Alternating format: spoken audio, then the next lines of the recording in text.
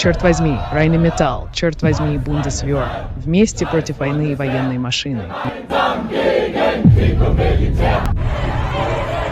Добрый день, дорогие друзья, гости моего канала. Вас приветствует канал Эрика Берлин, Deutschland. Что придумывает наш канцлер, любимый Мерц? От ноября, декабря. Тот, кто имеет больше, чем 120 квадратных метров, у нас большие проблемы квартиры. Почему? Принимаем каждого.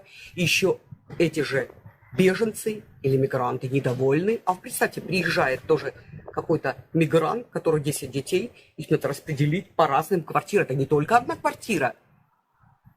И теперь нормальные граждане Германии, у кого больше, чем 120 квадратных метров, Фридрих Мерц делает новую реформу, касающую квартиры, съемных квартир, так как у нас в Испании, например, 80% имеют свое собственное жилье. В Германии нет. Вот до чего мы дожили. Это одна, как говорится, клише из самых богатых стран, которая была в Европе. В квартире, если больше, чем 120 квадратных метров, должно отчет предоставляться, сколько людей проживает в этой квартире. Если слишком мало в квартире, которая примерно 120 квадратных метров, скажем, двое, или, может быть, даже трое, дальше мы узнаем всю подноготную, что нас ожидает. Мы должны делиться с другими, потому что людей, наше государство, все квартиры не немцам дает, те, которые работают или учатся, достигают чего-то. Будущее Германии отдает беженцам, которые еще недовольны, требуют лучших условий. Сегодня я расскажу вам историю о том, что придумали беженцы с квартирой, которую им предоставили бесплатно. Знакомая работает в Ландратсамте и помогает расселять беженцев. Примерно год назад она помогла одной молодой паре, нашла им квартиру, организовала переезд, договорилась с хозяином, пара заселилась в квартиру. А через пару месяцев они перестали выходить на связь. Она решила заехать к ним в гости. Открывает дверь, а там мужчина восточной внешности в халате говорит: «Я здесь живу». Оказалось, беженцы просто пересдали квартиру в аренду. Теперь у них суд жопцентром, а моя знакомая потеряла доверие и к этой семье. Незнание законов не освобождает вас от ответственности. То, что легко провернуть на родине, может закончиться за границей очень печально.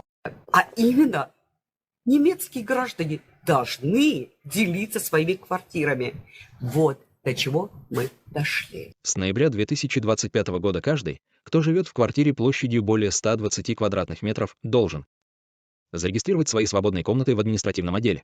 Фридрих Мерц принял новую реформу. Те, кто имеют слишком много жилой площади, должны быть обязаны предоставлять неиспользуемые комнаты другим гражданам. Цель – бороться с жилищным дефицитом в городах и создавать место для нуждающихся в жилье. Справиться, то есть тот, кто живет семьей в большом доме или кто в паре имеет большую квартиру, должен быть готов к тому, что государство решит, могут ли чужие люди заселяться в эти свободные комнаты. Не имеет значения, является ли квартира собственностью или арендованной. До чего дошла Германия? Что люди живут в будке, не имея возможности снять квартиру. Раньше у нас называется пена, выражение такое, бомжей не было. Украинцы требуют отдельное жилье. Послушайте, что говорит немка. Смотрите, что творится. Вы посмотрите, будка. Посмотрите, здесь сидит человек каждый день, в одно и то же время приходит. Вы посмотрите, вот здесь. Вот. И вы хотите мне сказать, что это нормально, да? Вчера этого не было. Да я просто в шоке.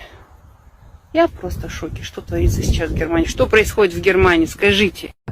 Следующее видео, которое предоставляю, это в Гамбурге был огромный пожар, горело несколько складов.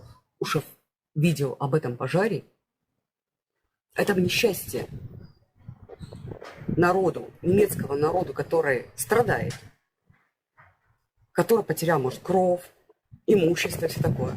Только комментарии украинских беженцев были негативные. Они радовались всему этому. Послушайте, что он говорит. Вчера записал видео по поводу того, что в Гамбурге был очень сильный пожар, там несколько складов горело. И в радиусе 50 километров был виден дым и пожар, но это просто жесть, там с вертолетов тушили. И что вы думаете, кто мне написал в комментариях, что класс, супер, пусть так и будет, это здорово? Только одни украинцы. Поэтому это единственная, к сожалению, нация. Да, я украинец, но я не родился в Украине. Я просто, у меня паспорт украинский, гражданство. Вот по комментариям, по моим видео на этом канале, на прошлом канале, это единственная нация, которая радуется человеческому горю, которая радуется человеческим страданиям. Это представляете, сколько желчи, сколько яда именно у украинцев. Поэтому, неудивительно, что такое происходит в Украине. И неудивительно, что большинство украинских женщин попредавали своих мужчин, особенно те, которые в Европе. И только кричать «сало кокаину» и там Украина, там, что она у них понад усы и так далее. То есть они забыли Бога, ведут войну и с православием, и с монашеством даже. Ладно, они там за священником что-то говорили, что они там, некоторые священники на дорогих автомобилях. А монахи причем? Они с монашеством ведут войну. Нас ведут в нищету, экономическое полное разорение, творится полный беспредел.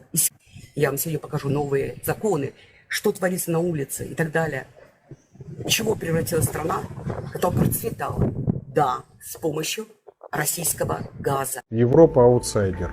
Европа, на самом деле, вся выгода Европы, вернее, все ее экономическое благополучие держалось на дешевых энергоресурсах, которые они качали из недр Советского Союза, потом из российских недр, Вдумайтесь, вот стоимость газа по длинным контрактам, которые были заключены у Газпрома и с Германией, и с другими странами Евросоюза, была на уровне $200, Вдумайтесь, $200. Сейчас 500, 600. Иногда вы видите на пиках, цена доходила до $700 США за 1000 кубов. И сразу все просело. Сейчас забили в набат и в Германии. Германия начала сокращать социальные программы. Говорят, что надо отходить от того социализма. Когда я об этом вам говорил 3 года назад, вы меня обвиняли в том, что я ничего не понимаю и на эту самую Европу наговариваю. Друзья мои, есть экономические макропоказатели. Есть еще внутренняя покупательная способность, но для этого нужна самостоятельная экосистема. То есть определенное количество домохозяйств, которое может обеспечить существование и поддержание и развитие критичных технологий в рамках одного экономического союза. Как правило, это минимум порядка 300 миллионов. И мечта Европейского Союза превратить самую большую страну в мире в колонию выдерживает и санкционный натиск, и выдерживает внутренние вызовы. Поэтому, друзья мои, нам надо быстрее это заканчивать, нам надо переориентироваться, нам надо выпадать из этого европейского мира и понимать, что Европа будет деградировать изо дня в день. Да, кстати, о российском газе. Американцы не дураки, Трамп не дурак. Только что я получила сообщение. Тут подорвал Северный поток, а я говорила о украинцах. Я уверена, там тоже следы Евросоюза. Американцы хотят восстановить Северный поток. Они не дураки. Покупать дешевый газ из России и пользоваться им, а потом еще продавать нам, идиотам. Но наше правительство хочет совсем доконать нашу страну. Сколько сейчас новых сообщений я узнала, фирм, известнейшие концерны закрываются, банкроты. Год я даю Германии. Мы будем на грани коллапса. Хорошо сплотилась светская элита, я имею в виду политиков. Элитой я даже не могу назвать. Многие из них даже без образования. С украинскими беженцами. Я имею в виду тех, которые приехали действительно жить и проживать жизнь как паразиты. И которые еще выходят на улицу и демонстрируют. Но не собираются, только болтают, как мы любим свою Украину. Ничего не делают для них. Не помогают. Если едут, то только тусоваться, подколоть тебе губки, сделать причесочку, еще что-то такое сделать. Но возвращаться они туда пока не могут. Пока нас совсем догола не разденут, они будут жить в Германии, жаловаться. А большинство немецких стариков живется хуже, чем украинским беженцам. Особенно если они еще по-черному где-то работают. различные специализации, от проституции до каналов, причем тупых. А говорят, что мы обожаем Украину, все у нас там лучше. Нам нет другого просто выхода, как жить в Германии. Но мы все душой в Украине, конечно. А в то же время вы никогда на их каналах практически не услышите этих беженцев. Что происходит в Украине? Что там творится в политике? Как люди действительно страдают, которые проживают в Украине, которая реально достала гестапо Зеленского. Во время того, когда ведутся огромнейшие обстрелы Киева, Харькова и других городов, сами являясь харьковчанами из Харькова, они бухают день и ночь, только ищут возможность где покутить, выпить, закусить и провести еще один день тупых бездельников. Это любовь своей родины называется. Но здесь показывают себя героями, не будучи такими. Двойная лицемерная мораль. А мы все в каком-то ужасном предвкушении, не в предвкушении, в ужасе от всех этих свят, которые организуют панаехи, да, на пособиях, чтобы показать, какие они суперпатриоты. То есть задонатить молча они не могут. Вот так, чтобы молча задонатить и со своих незаслуженных высоких пособий, да, это они не могут. Но вот организовать ярмарки с медовиками, варениками, в общем, всю эту дерьмовую вареничную анимацию, шароварщину, опозорить нас, опозорить всех тех украинцев, которые остались в Украине, подосрать в репутацию в очередной раз, показать, что мы, как, я не знаю, цыгане, шароварщину, вот это все. Да, мастер-классы они проводят. Это они все могут. А знаете почему? Под флагами Украины. Флаг они тягают просто. Флаг боли, борьбы, да, надежды, крови. Они тягают на свои ярмарки. Знаете почему? Чтобы сделать больше фото, чтобы выставить в Facebook, какие они патриоты. Но причем эти патриоты не хотят, чтобы заканчивалась война. Знаете почему?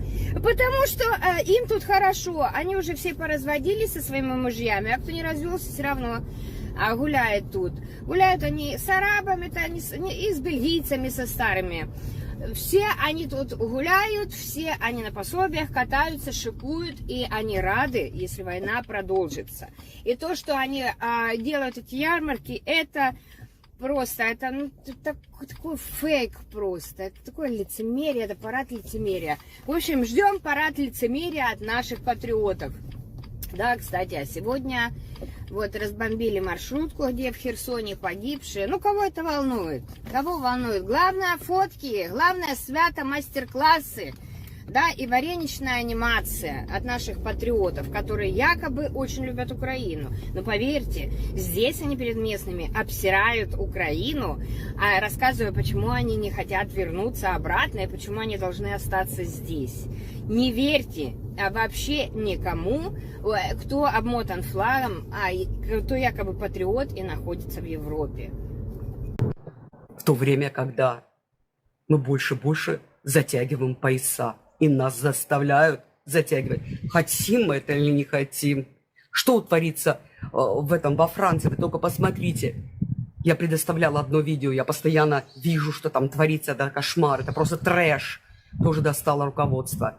Кстати, буду параллельно рассказывать немножко информацию, что во Франции недавно армия предупредила Макрона, если он дальше будет то твориться на улице, что сейчас творилось и будет твориться, недовольство людьми, помощь неизвестно кому. Во время этого элита попивает шампанское и покупает себе тоже новые виллы. Вся элита, тоже европейская элита, вместе с Евросоюзом почти все навариваются на этой войне. И им не надо, чтобы она прекращалась. До последнего цента. Я вас уверяю, французская армия предупредила Макрона, если только он не остановит, что происходит, то, что сейчас происходит во Франции, бунт на улице, или Молотова, или как это называется, протесты и так далее и тому подобное против системы, против Макрона и так далее, то они будут вмешиваться и в первую очередь полетит сам Макрон. Я только что недавно услышала эту новость западной информации.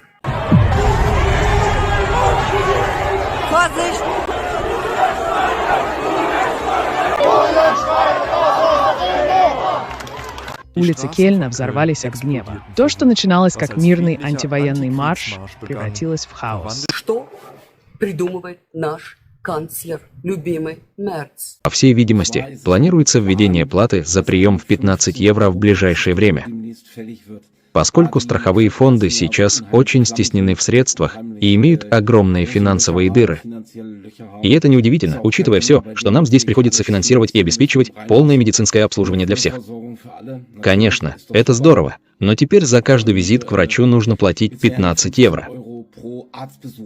Это не за квартал, а именно за каждый визит к врачу, дорогие друзья. Это просто значит ходить к врачу реже. Если мы немного заболели, можно остаться дома и просто не обращаться к врачу, а просто это переждать. Это же просто здорово, и наши друзья из самых разных стран теперь могут праздновать. Это все больше и больше увеличивает мое желание просто уехать отсюда. Я больше не могу этого выносить, я больше не могу этого выносить. Да, как уже говорил наш федеральный канцлер, нам тоже нужно иногда платить определенную дань. Это значит, что теперь нужно немного помочь Украине и нашим новым беженцам. Я предоставлю моего любимейшего политика, который временно за то, что он говорит правду о Украине, находится, у него там и родители, мать, находится в Англии. Я часто использую его видео в моих видео, потому что мне он очень симпатичен.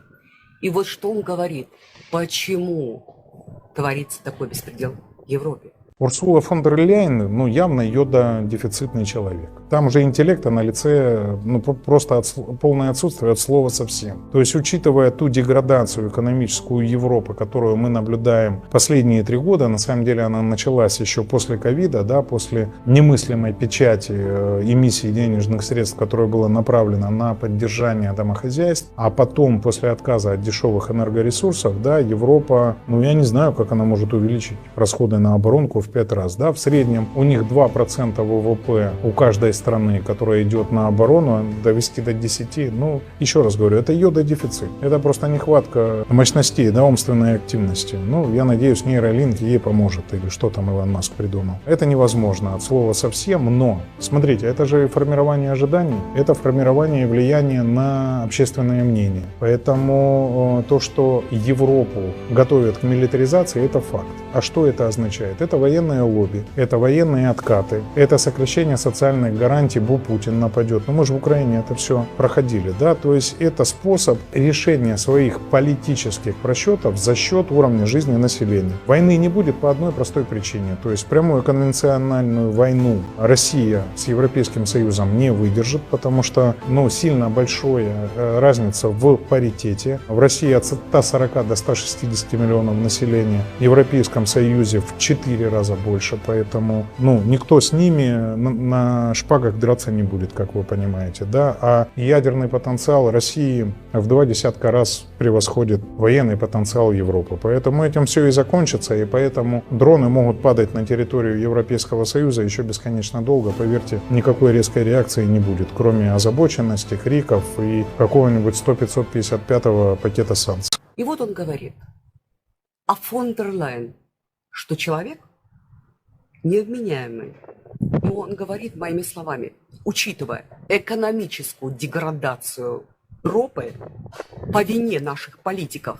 И я согласна с ним, что он говорит, все это началось не во время войны между Россией и Украиной, а это началось еще со времени ковида, когда, особенно в Германии, происходил беспредел, буквально беспредел. Людей в буквальном смысле вводили или маленькие фирмы. У меня много знакомых, которые, например, работали, маленькие свои фирмы имели, например, в косметологии, превращали в банкротов, преувеличивая все, давая зарабатывать деньги концернам, которые распространяли эти прививки, которые еще хуже. Я болела 4 раза ковидом. По дурости мне приходилось прививаться. Я очень много прививалась, потому что мой муж работал в больнице, обязаны были люди прививаться. И из-за этого я должна была тоже колоться. Это привело к тому, что я себе до сих пор, у меня потом полетело здоровье, в конце концов инсульт после последней короны. И мне ничего это не дало, а только угробило. И они зарабатывали на всем этом. Особенно Германия творила беспредел, когда я рассказывала тоже в своих видео, что у нас творится. Что в других странах уже было послабление, что в других странах уже открывали, работали, то все. Я никогда не забуду, когда мы с подругой пошли. У меня было день рождения 6 марта. И мы пошли просто-напросто прогуляться. Было холодно.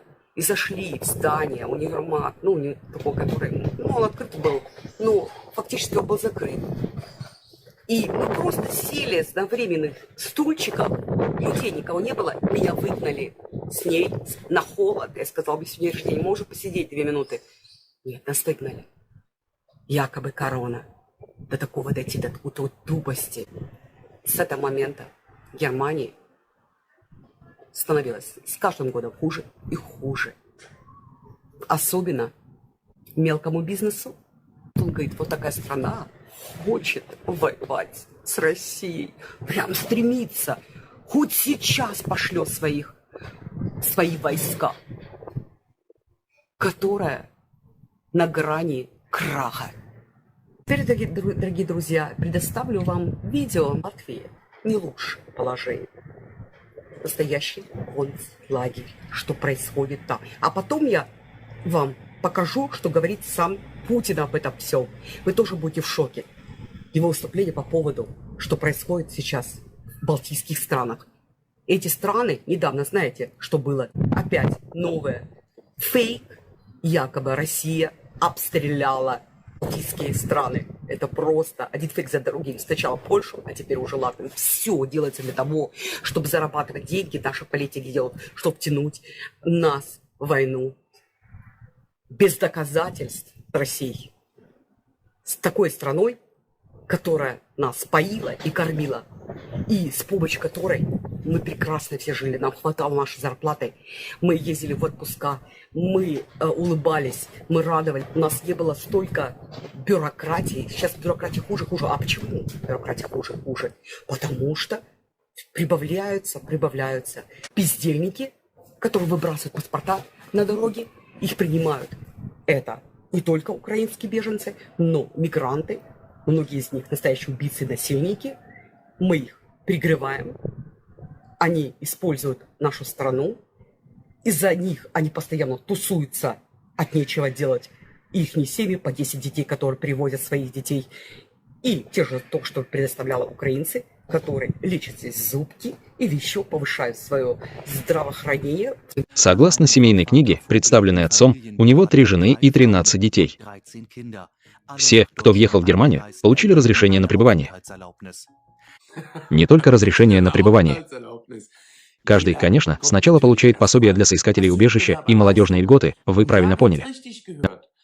Мы — страна, в которой многоженство запрещено, да, где ты можешь быть только с одной женой. Если угадать, то взяли человека, у которого было еще 3 жены со 13 детей. Все они живут за счет налогоплательщиков у нас, и это одна из самых криминальных семей Баден-Вюртемберга. Так это и нужно отметить. Но сейчас это прошло в передаче на общественно-правовом канале Клар, где они, собственно, хотели обвинить ведущую в расизме, но где же был скандал? Нигде. Это показывает, насколько промытыми мозги стали зрители члены большой сирийской семьи представляют себя в социальных сетях. Семья Хани является неизвестной полиции Штутгарта. Отец в 2015 году приехал в Германию с небольшой частью семьи, а большая часть. Воссоединение семьи произошло в период с 2018 по 2020 года. Отцу Апталю Мутиха 44 года он приехал как проситель убежища. Согласно семейной книге, представленной отцом, у него есть 3 жены и 13 детей, все они приехали в Германию и получили вид на жительство. 6 его сыновей в настоящее время находятся в заключении или под следственным арестом. По имеющимся данным, в отношении членов семьи ведется расследование более чем по 130 уголовным делам, в том числе кражи, тяжкие телесные повреждения и попытка непредумышленного убийства. Ребята, эта история настоящая, и, как уже говорилось, этот пост всего несколько дней назад. И 6 из 13 детей сейчас находятся в заключении или под стражей. Это криминальная семья тяжких преступников. 130 уголовных расследований по обвинениям в преступлениях. Вопрос справедливый. Почему они все еще здесь? Вопрос гораздо серьезнее. Избавимся ли мы от них? Сможем ли мы вообще снова избавиться? 20-летний Эдаха получил обвинение в опасном телесном повреждении. 3 года и 3 месяца лишения свободы по ювенальной статье. Он вместе с другими напал на группу с мачете и кастетами. Мафет Хаар был приговорен к 2 годам лишения свободы. Он угрожал 2 несовершеннолетним канцелярским ножом. 22-летний только что отбыл ювенальное наказание. И за эту ножевую атаку в пешеходной зоне Штутгарта. В данный момент перед судом стоят еще 3 члена семьи. 38-летний пострадавший получил колотые раны в области ключицы и живота и был здесь тяжело ранен, угрожающими жизни. Причина нападения согласно обвинению. Сестра чувствовала себя неудобно из-за взглядов других мужчин. Один обвиняемый уже признался. Его братья отрицают, что брали нож в руки. Министерство юстиции предпочло бы немедленно депортировать таких преступников в Сирию. В данный момент это невозможно, согласно МИД. Специальная группа уже сейчас собирает документы. Бла, бла, бла. Причина нападения согласно обвинению. Сестра чувствовала себя оскорбленной взглядами других мужчин. Именно в этом заключается проблема. Если человек чувствует себя оскорбленным из-за взглядов, что человек наносит удар ножом или берет мачете, тогда ты – ничто, но абсолютно негодная часть нашего общества в этой стране. Даже не на этом континенте. Я могу говорить то же самое и о других странах. Тогда просто собери свои вещи и убирайся. Почему творится такой беспредел в Европе? Будет еще хуже. Я вам реально говорю, я никого не запугиваю. Все, кто живет в Европе, особенно в Германии, готовьтесь. Готовьтесь, ребята. Будет трэш, если что-то не изменится. До свидания, до новых встреч на моем канале Эрика Берлин Deutschland. Всего самого наилучшего. Из сердца к вам, ваша Эрика. Не забывайте, если вам понравилось мое видео, это поможет продвижению моего канала. Поставьте лайк. Очень рада всем вашим комментариям. Буду очень рада, если вы расскажете об моем канале своим друзьям, знакомым, родственникам. Подписывайтесь. Всего самого наилучшего. До скорого. Пока.